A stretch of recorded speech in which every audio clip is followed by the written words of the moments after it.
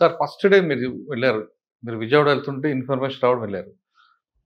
Day day lighting కాబట్టి ఒక situation. కానీ నైట్ వచ్చిన తర్వాత అక్కడ ఏం పవర్ ఉండదు. హ్మ్. ఫుడ్ ఉండదు, వాటర్ హ్మ్. ఉండదు. హ్మ్.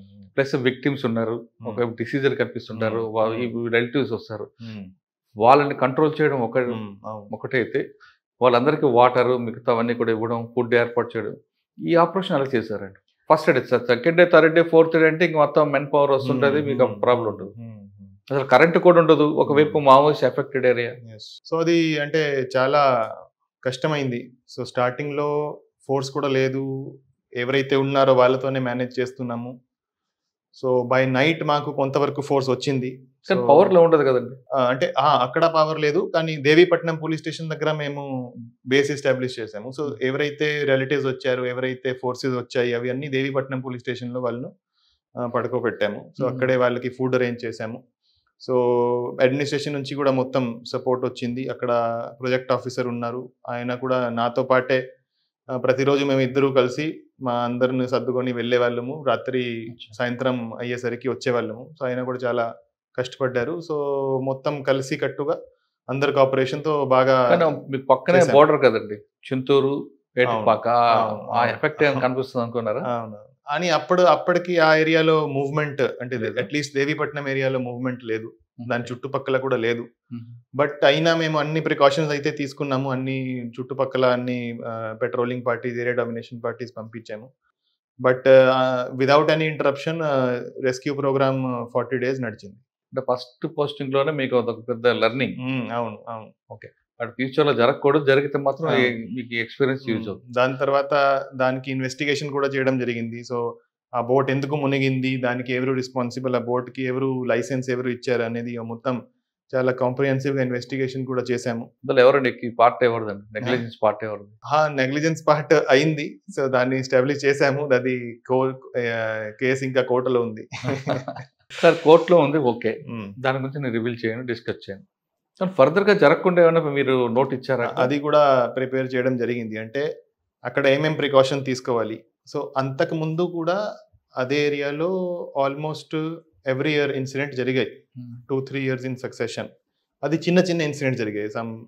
10 మంది, 15 మెంబర్స్ అట్లా జరిగాయి. హ్మ్. దానికి సంబంధించి కూడా కొన్ని అప్పుడు రికమెండేషన్స్ ఇవ్వడం జరిగింది. ఒక జాయింట్ కంట్రోల్ రూమ్ పెట్టాలి.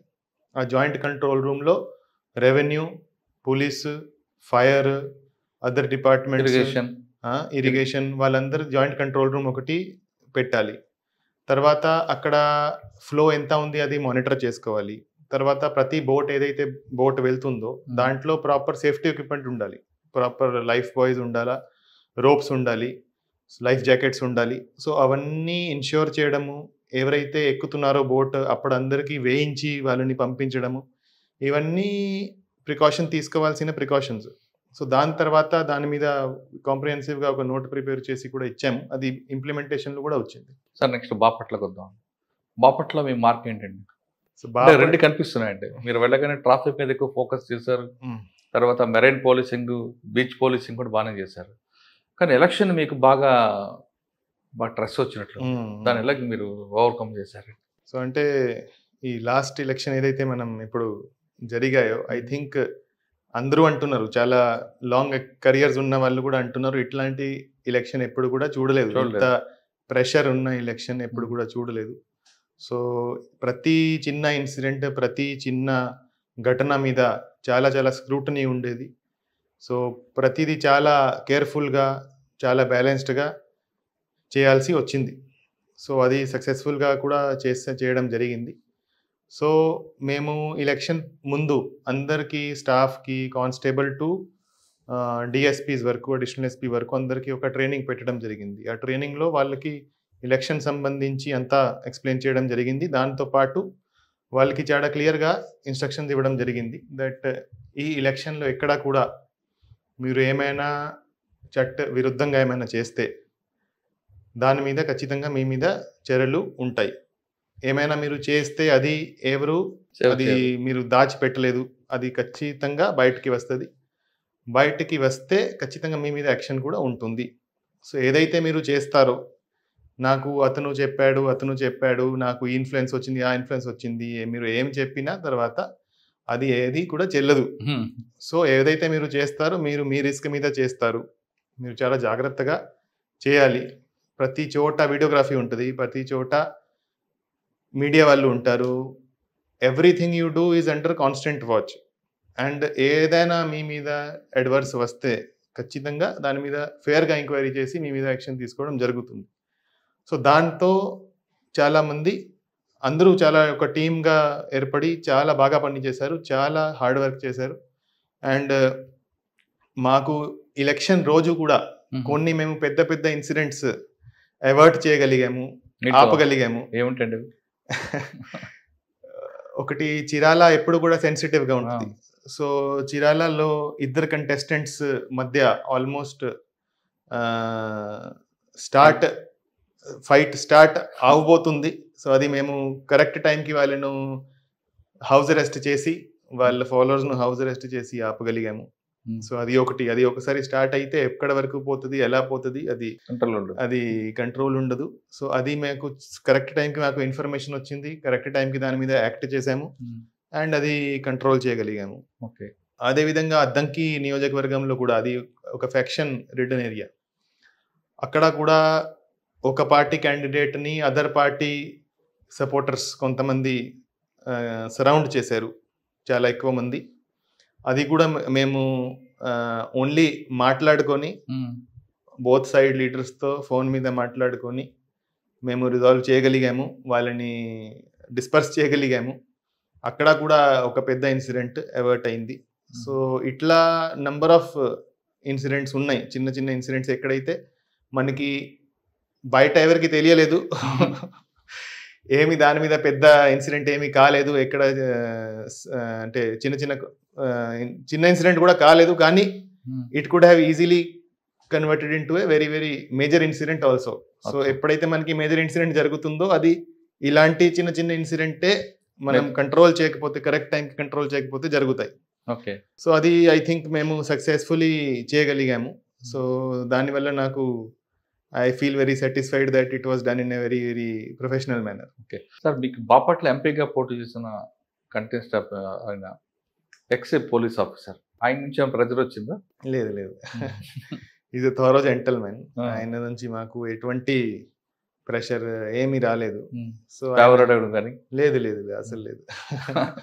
కానీ రెండు పార్టీలు కూడా, అంటే నేను కేవలం బాపట్ల కాకుండా ఎమ్మెల్యే క్యాండిడేట్లు కూడా రెండు కూడా స్ట్రాంగ్ పార్టీస్ ఉన్నాయి. అవును, రెండు ఏమైనా ప్రెజర్ ఇచ్చారా, లేదంటే ఇద్దరికి మీరు బయాస్ లేకుండా కరెక్ట్గా తీసుకొచ్చారు? వాళ్ళు ఇప్పుడు